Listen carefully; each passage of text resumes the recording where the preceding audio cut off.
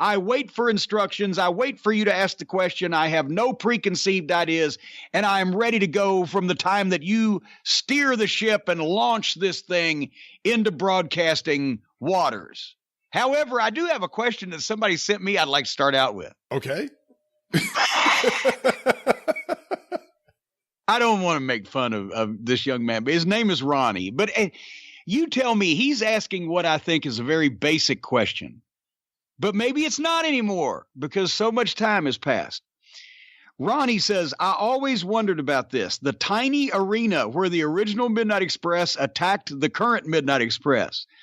That place is so small and only had maybe 100 fans in attendance. How did the NWA make enough money to cover renting the building and still pay the talent and production staff at the TBS studio? Yeah, you can't make fun of him. He has to be a younger person who just doesn't understand what studio wrestling was. Well, but it's kind of self-explanatory, though, but maybe for you younger folks in the audience.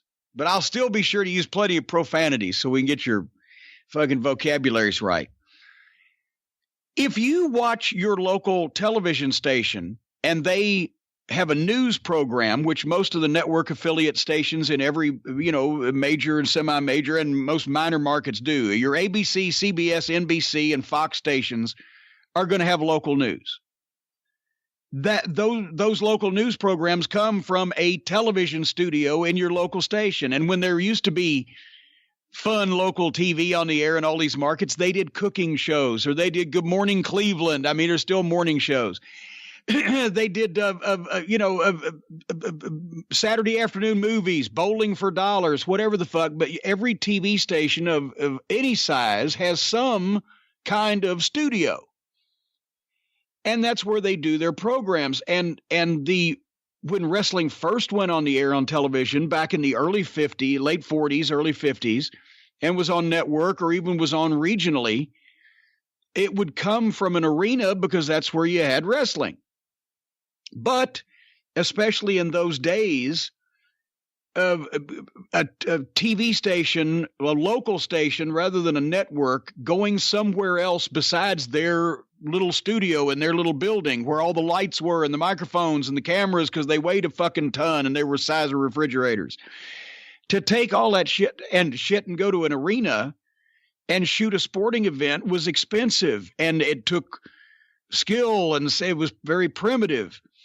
So when wrestling went off the air on network television and or the syndicated programs like from the Northeast to Capital Wrestling or whatever, they started doing local wrestling for the regional territories in the studios of the television station. It was going to air the wrestling show in Indianapolis, or what a lot of people credit Jim Barnett with inventing studio wrestling, which he didn't. There was studio wrestling in a little studio in Jackson, Tennessee in the early 50s was where Lance Russell did wrestling first, remember. But he didn't invent the idea, but he popularized it and he made it work. All the territories started doing it wherever they could because it was easier and it was cheaper. Well, since Turner Broadcasting, TBS started out as, and still at the time was, a local broadcast independent television station in Atlanta. And that's where since 1972 or whatever the fuck, when did they leave Channel 11 in Atlanta? What year? 1971. You ought to know. Okay, they were on Channel 11 with a studio show, Live Atlanta Wrestling in Atlanta, until 1971.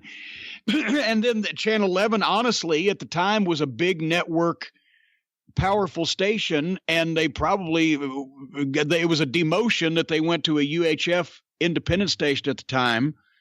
I don't even know the reason. Maybe just they got canceled, or they were getting bumped around because of network sports or whatever the fuck. Do you know the reason? Yeah, it was actually one of the fights in the Georgia office. Originally, Buddy Fuller became friendly with Ted Turner. Okay. He wanted to make the move, and Ray Gunkel wouldn't do it. And then as Buddy and Ray started going at it more and more, Ray and Ann got to know Ted. Ann got to know Ted a little more than Ray even. And they ended up making the move. I'm not even talking about sexually. I'm just mean like socially even. And they ended up making the decision to make the move. And it was a big deal to go, like you said, to a UHF station. But Ted Turner had a vision even that early. And remember, he was going into Charlotte not too long after that too. So he was trying to make moves really early on.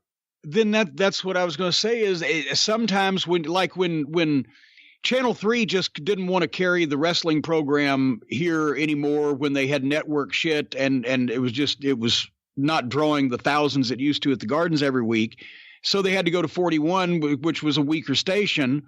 But in this case, even though they went to a weaker station, they made the choice because they knew the guy that owned the station was more behind it and they could control a little bit of their own destiny. Point is that studio wrestling was already a thing in Atlanta. And then it's a thing at TBS. And so wherever TBS went with their headquarters, they'd had a couple. By the time that this happened, it was on Techwood Drive, but that was their studio. That's where they did dinner and a movie. That's where they did their hosts did the talk shows, or they did Grandpa Munster on Super Scary Saturday. The tickets were not even sold at all. On Saturday morning, it was basically who shows up, and if there's too many, the first X get in the building. TBS was already, even before they bought the company from Jim Crockett, they were already paying for the production as part of the deal to air the program. And they didn't pay for the production. They just did the production in their studio. The director, the camera people, the audio, everybody that was on TBS's dime, and they aired the program. And so that there was no renting of the arena, selling of tickets, etc. But in most cases, in all cases, the studio shows of the late 50s, 60s, 70s, and 80s, and even into the 90s in the various territories and markets, if you were in a TV studio, you weren't paying them for it. That was the deal. The TV station said, we'll shoot the program here and we'll air it, and we'll get X amount of commercial time in it. Now, of course, Jerry Jarrett in Memphis had the deal where not only did they do that, but they paid him because it was so popular. It was the highest rated wrestling show in the country. So they were paying him $1,500 a week. You know, what is that from the 8? It's $5,000 a fucking week. He was getting as a rights fee to do a local show in their studio and then they gave him a tape of it, and he took it and aired it in all of his other markets.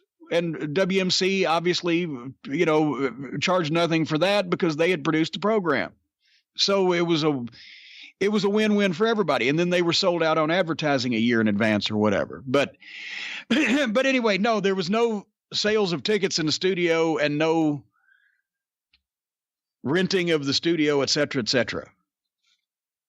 Studio wrestling, everybody. Studio wrestling. That just tickled me because I could think, well, now let's do the math. We've got the Four Horsemen, the Road Warriors, the Midnight Express, the Rock and Roll Express, Magnum TA, Nikita Koloff, Dusty Rhodes, on and on.